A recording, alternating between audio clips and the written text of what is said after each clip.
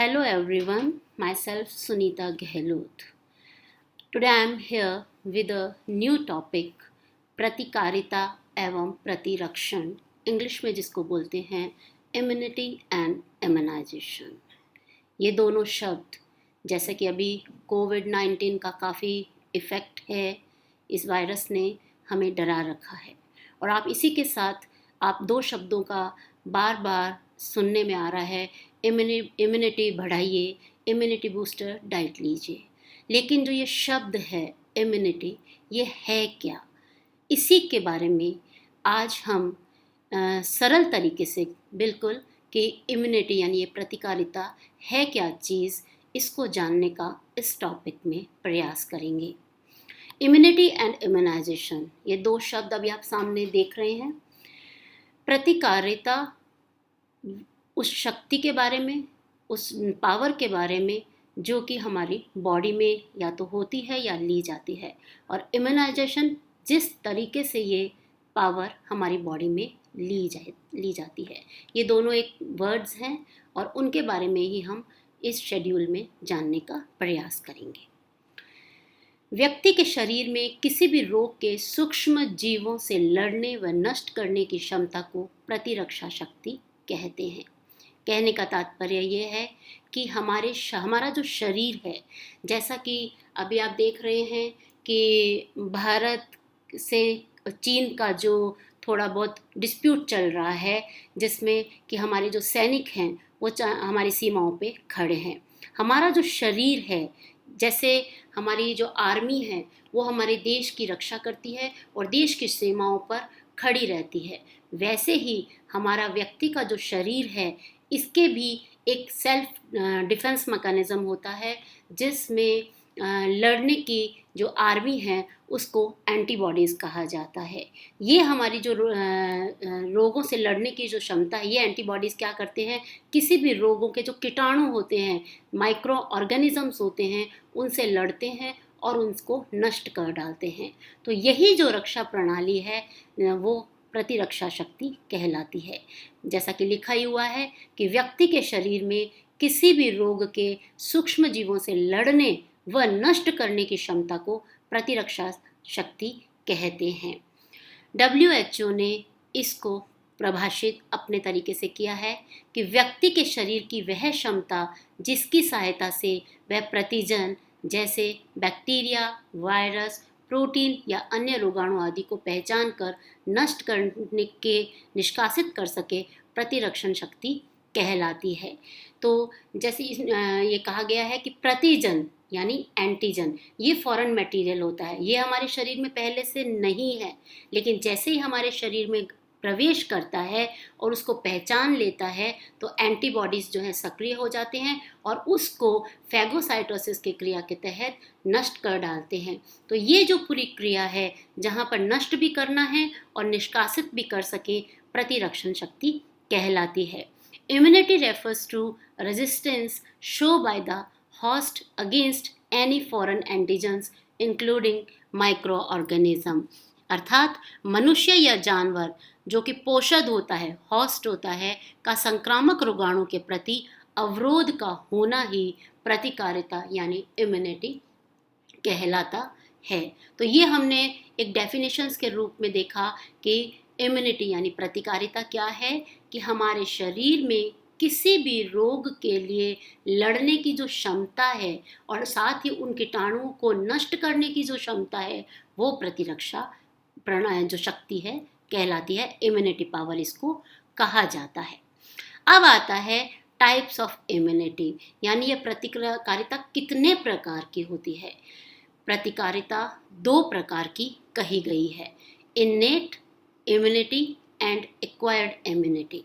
Innate का मतलब होता है प्राकृतिक रूप से जो हमें प्राप्त हुई है, चाहे वो हमें अपने आप प्राप्त हुई हो, हमारी जाति विशेष को प्राप्त हुई हो या व्यक्तिगत रूप से प्राप्त हुई हो, और वो कहलाती है इन्नेट। और एक्वायर्ड जिससे कि हमने अर्जित किया है। एक्वायर्ड इम्यूनिटी, इन्नेट इम्यूनिटी तीन तरह की है, जैसा कि आप देख रहे हैं, racial immunity, species immunity, individual immunity, तीन तरह की कही है प्राकृतिक। ऐसे ही एक्वायर्ड इम्यूनिटी जो है वो दो तरह की कही गई है, एक्टिव इम्यूनिटी जिसे सक्रिय प्रतिकारिता बोला जाता है, एंड पासिव इम्यूनिटी जिसे निष्क्रिय प्रतिकारिता बोला जाता है।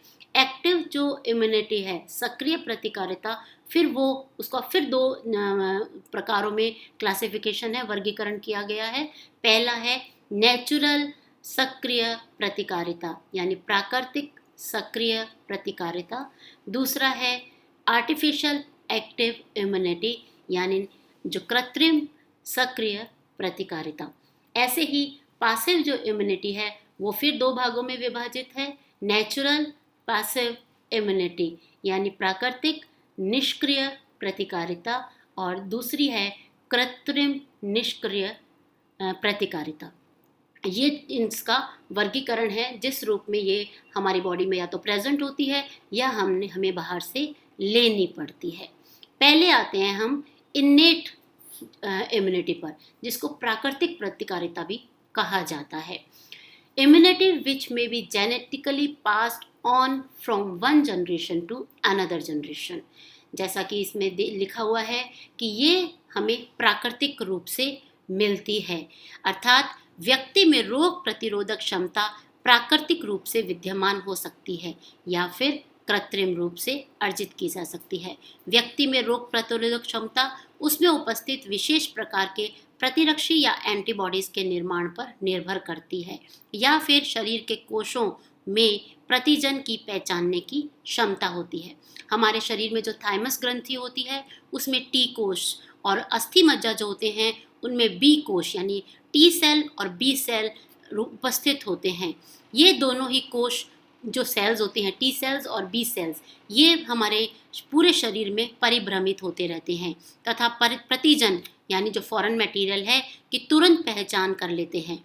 प्रतिजन को पहचानने के पश्चात वे वहाँ पर एंटीबॉडीज का निर्माण करते हैं। रक्त में श्वेत रक्त कणिकाएं उपस्थित होती हैं जो अपने कूटपादों द्वारा इन प्रतिजन पदार्थों को यानी जो फॉरेन मटेरियल बैक्टीरिया वगैरह जो होते हैं उनको घेर कर उनका नाश कर देती है और उनका भक्षण कर जाती है, और इस तरह से हमारे शरीर को इम्यून कर देती है। तो ये प्राकृतिक प्रतिकारिता है, ये एक जनरेशन से दूसरे जनरेशन को ट्रांसफर होती है। इसको कहीं बाहर से नहीं लिया जाता, जेनेटिकली हम अपने आप इसे प्राप्त करते हैं। ये फिर खुद तीन तरह की है, इसको तीन तरह के में विभाजित किया गया है। पहला है स्पीशीज इन्नेट इम्यूनिटी, अब इसे जान लेते हैं। Resistance towards micro organism among species यानी किसी जीव के प्रति किसी स्पीशीज विशेष में, किसी समूह विशेष में अवरोध या प्रतिरोध होना। उदाहरण के तौर पे जैसे हम समझते हैं, जैसे एंथ्रेक्स बैसिलस, ये एक तरह का कीटाणु है, माइक्रो ऑर्गेनिज्म है, सूक्ष्म जीव है जो कि मिट्टी में, प्रेजेंट इन सॉइल, मिट्टी में पाया जाता है।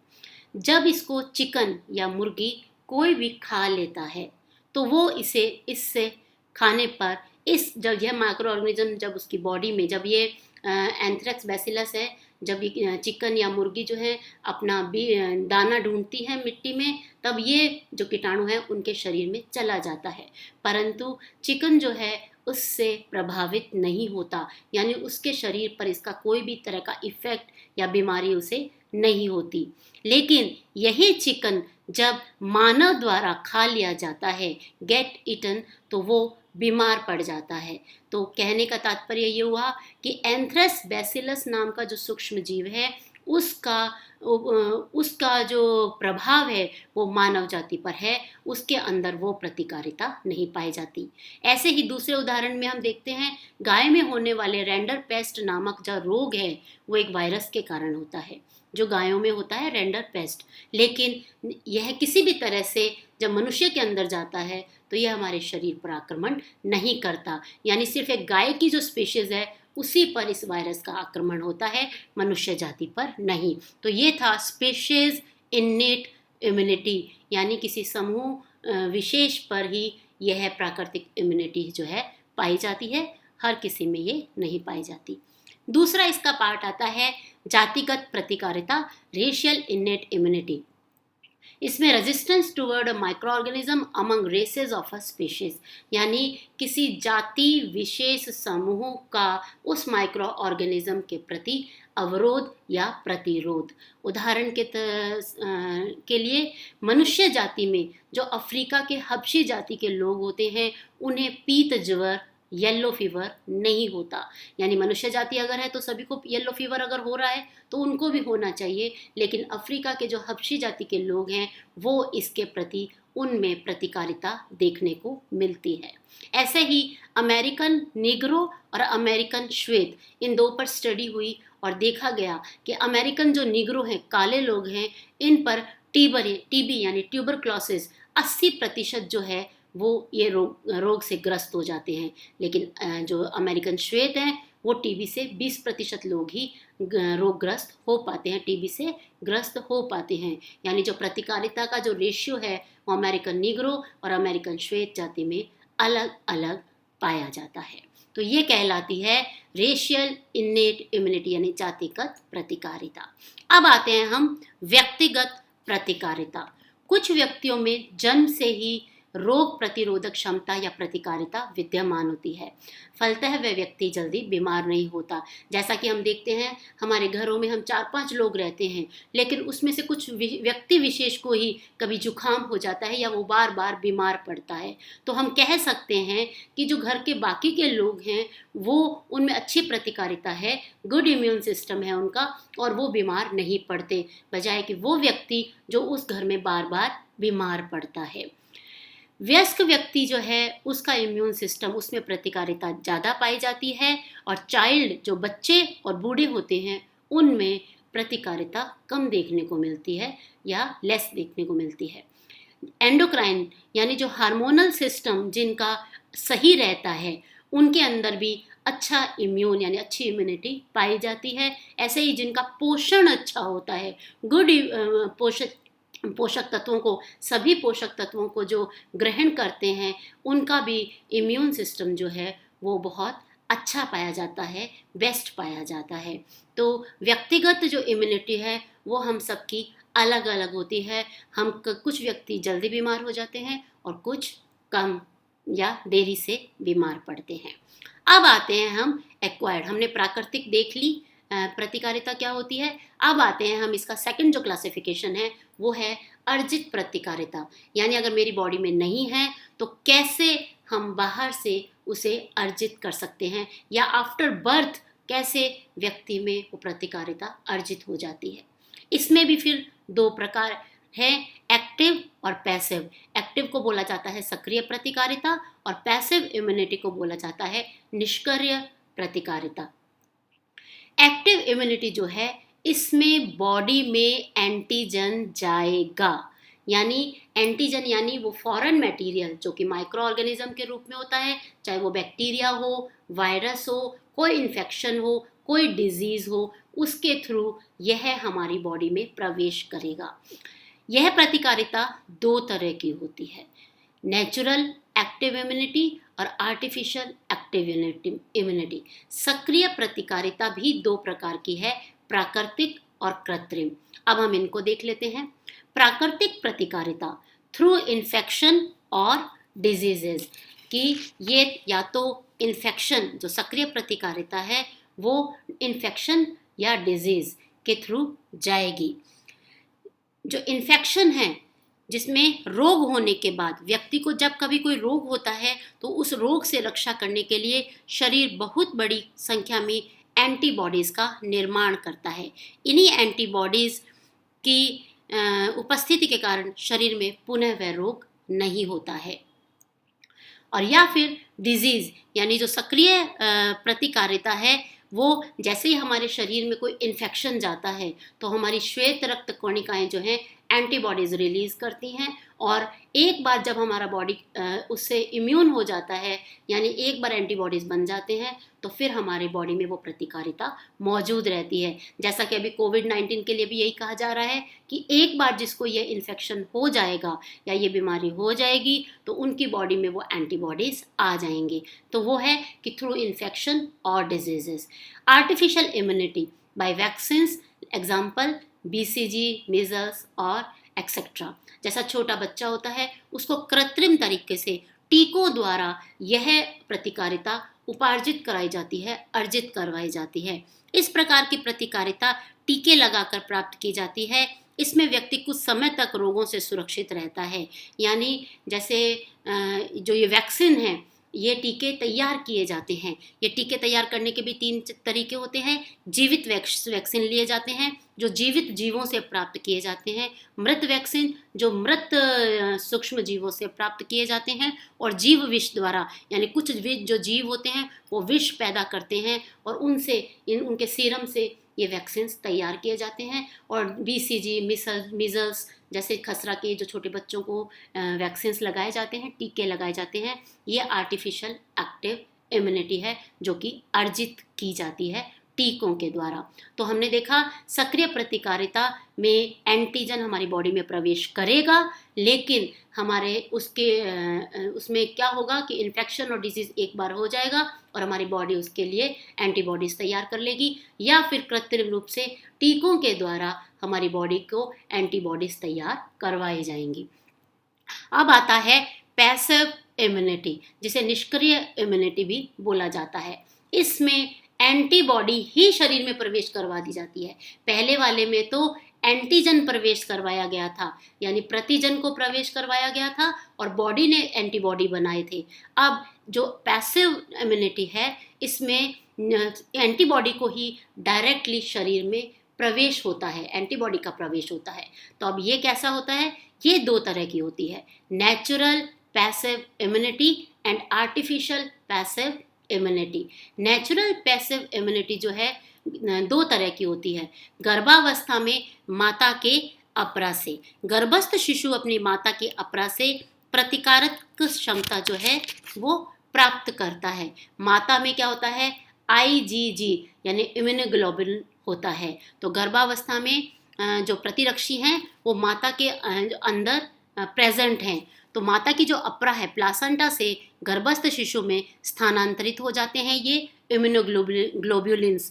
इस प्रकार यह प्रतिरक्षी शिशु को प्रथम 6 महीने तक कई प्रकार के रोगों जैसे चेचक, टिटनस, डिप्थीरिया, खसरा, पोलियो, बड़ी माता आदि से रक्षा करते हैं।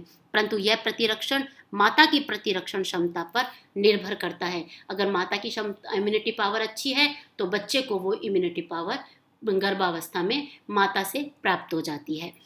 दूसरा जो इसमें आया है नेचुरल पैसिव इम्यूनिटी में, बाय ब्रेस्ट फीडिंग, माता के जो दूध में IgA नाम का एंटीबॉडी जो है प्रेजेंट होता है।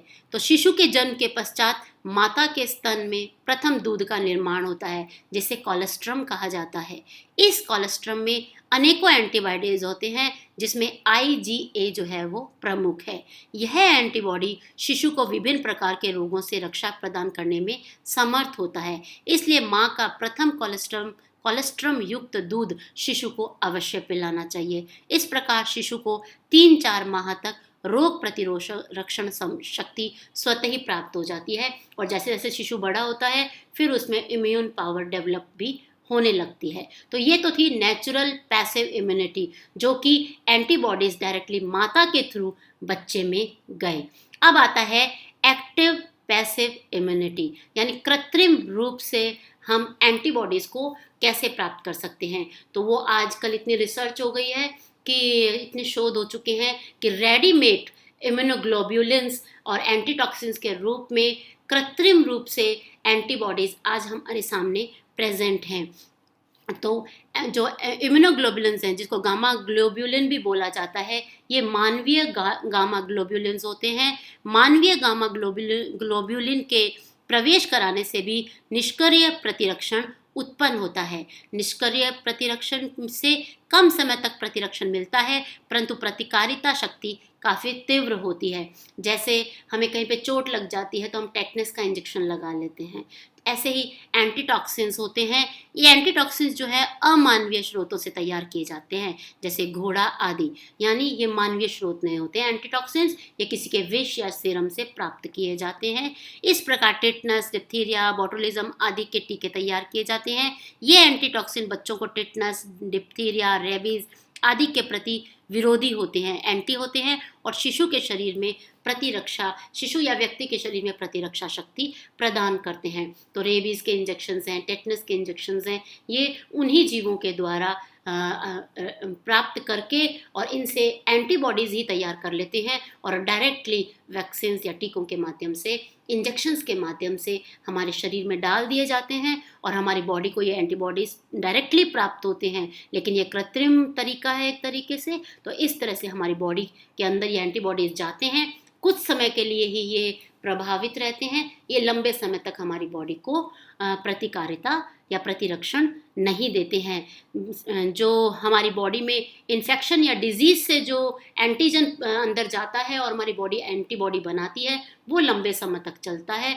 लेकिन जो हम आर्टिफिशियली हम इंजेक्शंस के थ्रू लेते हैं, जो इम्यूनोग्लोबुलिन्स या एंटीटॉक्सिन्स के रूप में होता है, ये एंटीबॉडीज़ कुछ समय के लिए हमारी बॉडी को प्रतिरक्षा प्रदान करते हैं। तो आज का जो चैप्टर है, आज का जो हमने टॉपिक लिया था इम्यूनिटी, तो इसको हमने सरलता से सीखा है, तो सरलता से एक अध्ययन करने की कोशिश की है, जिसमें हमने देखा कि प्रतिकारिता एक हमारे अंदर का ही एक इम्यून सिस्टम है, जिसके अंदर वो शक्ति है कि किसी भी बैक्टीरिया, वायरस या प्रोटीन या अन्य रोगाणु को पहचाने, नष्ट करे। तो ये हमारी बॉडी की इम्यून पावर होता है। और ये इन्नेट यानी जो कि हम प्राकृतिक रूप से प्राप्त करते हैं, या फिर एक्वायर्ड जो कि हम प्राकृतिक रूप से माता से और गर्भावस्था में शिशु प्राप्त करता है स्तनपान करके और एक गर्भावस्था से। लेकिन जो पैसिव इम्यूनिटी है वो हम या तो एंटीजन के प्रवेश से जब डिजीज़ हो जाती है तब प्राप्त करते हैं, या फिर इंजेक्शंस के माध्यम से जो आर्टिफिशियल एंटीबॉडीज़ है उनके माध्यम से ये प्रतिकारिता हमारे शरीर में डाली जाती है और हम कुछ समय के लिए इम्यून हो जाते हैं। इसके अलावा अच्छा न्यूट्रिशन जो कि बोला ही गया है, अभी हम जैसे कोविड-19 से जूझ रहे हैं, इसके लिए डॉक्टर्स, रिसर्चर्स लगे हुए हैं कि वैक्सीन तैयार हो जाए ताकि आर्टिफिशियली हम इसको अपनी बॉडी में डाल सकें और इस वायरस से हमारा शरीर लड़ सके। लेकिन जब तक ये नहीं बनता है तो बार बार कहा जाता है कि इम्यूनिटी बूस्टर डाइट्स को लीजिए, अपने शरीर के इम्यून सिस्टम को शक्तिशाली बनाइए, और ये सिर्फ और सिर्फ एक अच्छे न्यूट्रिशन यानी अच्छे पोषण से ही संभव है। आशा करती हूँ कि आज का ये टॉपिक आपको सरलता से समझ में आया होगा। नेक्स्ट जो टॉपिक है वो इसी का जो रूटीन इम्यूनाइजेशन जो शेड्यूल है जो बच्चों को दिया जाता है और गर्भवती माताओं को दिया जाता है, उसके बारे में हम नेक्स्ट क्लास में डिस्कस करेंगे। Thank you.